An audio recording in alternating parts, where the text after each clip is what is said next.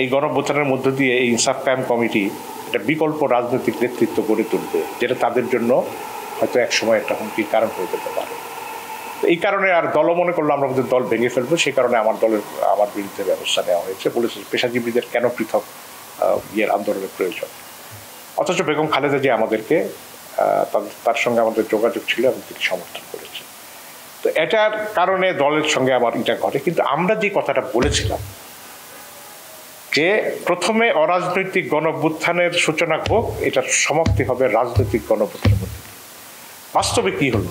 ইনসাফ কায়েম কমিটি যে কথাগুলি বলেছে যে সংবিধান বাতিল, গণপরিষদ নির্বাচন আগে এবং গণঅভ্যুত্থান, ছাত্ররাই তো রাজনৈতিক দলগুলোর অনীহা, গণঅভ্যুত্থানের মধ্যে সরকার পতনের রাজনৈতিক দলগুলোর দৃশ্যত অনীহার কারণে সাধারণ ছাত্ররা রাস্তায় নেমে একটা অরাজনৈতিক গণঅভ্যুত্থান ঘটিয়ে দিল, শেখ হাসিনা বিদায় করে দিল। এবং তারা ইনসাফ কায়েম কমিটির যেই পলিটিক্যাল ফিলোসফি ছিল সেগুলি তো তারা কথা বলছে। তাহলে দাঁড়ালো কি? আজকে যদি সে রাজনৈতিক অভ্যুত্থান হতো তাহলে এই অভ্যুত্থানের মালিকানা কিন্তু রাজনৈতিক দলগুলো দাবি করতে পারত, কিন্তু এখন দাবি করতে পারছে না। আমরা সেই কথাটাই বলেছিলাম। কিন্তু আমি মনে করি যে বিএনপি বাংলাদেশের বৃহত্তম দল, আগেও বৃহত্তম দল ছিল, এখনও দল আছে এবং এই দলের অনেক নিবেদিত কর্মী আছে এবং বিগত 15 বছরে বিএনপির লক্ষ লক্ষ নেতাকর্মী নির্যাতিত হয়েছে। আমি জেল খেটেছি, আমার বিরুদ্ধে 70টি মামলা হয়েছে। 12 বছর ধরে প্রত্যেক দিন আপনার কোর্টে যেতে হতো মামলার হাজিরার জন্য। কত যে নিগ্রহ হয়েছে।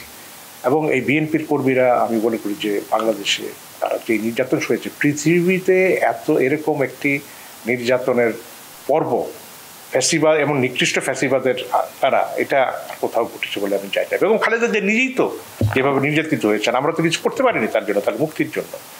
তো সেটা আমি মনে করি যে বিএনপি পলিটিক্সে কৌশলগত হয়তো আপনার ব্যর্থ হয়ে থাকতে পারে, যেগুলো নিয়ে আমরা আলোচনা করতে পারি।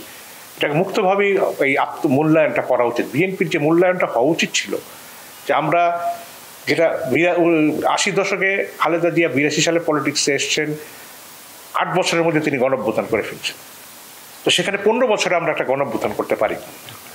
2022 সালে যখন বিভাগীয় সমাবেশগুলি হচ্ছিল, তখন একটা মিনি গণঅভ্যুত্থানগুলো হচ্ছিল।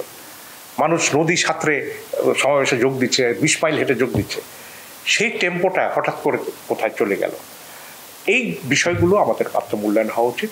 আমি বিএনপির সঙ্গে আমি এখন নেই, তাই জন্য আমরা বিএনপির কোনো বিরুদ্ধে না, আমরা বিএনপির বিপক্ষেও আমরা কোনো দল নই। আমরা মনে করি যে বিএনপি বাংলাদেশের নেতৃত্ব দিতে সক্ষম, কিন্তু বিএনপিকে কতগুলি বিষয় অনুধাবন করতে হবে। যে আমরা আগে বিএনপি বারবার নির্বাচিত হয়ে ক্ষমতায় এসছে নিরপেক্ষ নির্বাচনেই। এখন বিএনপির যে ভোট ব্যাংক ছিল সেই ভোট ব্যাংক আছে, কিন্তু নতুন যে এই ভোট ব্যাংকে যোগ হয়েছে যে তরুণেরা, যেটা খালেদা জিয়া 2017 সালে তার 20-30-এর রূপকল্প ঘোষণা সভা বলেছিলেন যে বাংলাদেশের 50 ভাগেরও বেশি হচ্ছে এখন তরুণ, যারা নতুন ভোটার, 3 বছরে ভোট দিতে পারেনি 3 বার, তারা এবার ভোট দিবে।